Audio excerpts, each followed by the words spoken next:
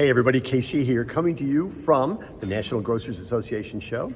As I record this, we just finished the Technology Summit, and it was really interesting. And one of the fascinating pieces of it was we released the results of a new Acosta survey of consumers, basically evaluating what retail technologies do consumers like and which ones don't they like, which ones do they use, which ones don't they use, breaking it down by a lot of things, including demographics. Now, what I'm going to do right now is run for you a short video which kind of lays some of that stuff out, and I'll come back on the other side and talk about one or two things that I think are important.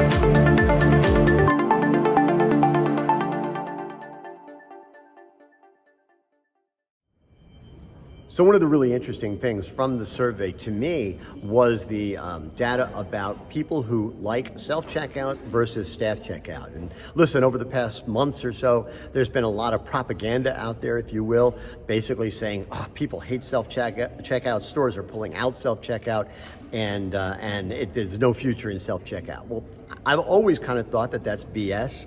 I think that there's a place for it, and sometimes there's not a place for it. But here's what's interesting from the survey. Basically, Acosta found that 39% of shoppers prefer staff checkout and 39% of shoppers prefer self-checkout. Now, that's going to vary by store. It's going to vary depending on demographic. I just think the really important thing is for retailers to A, understand their shopper, and B, offer them a choice.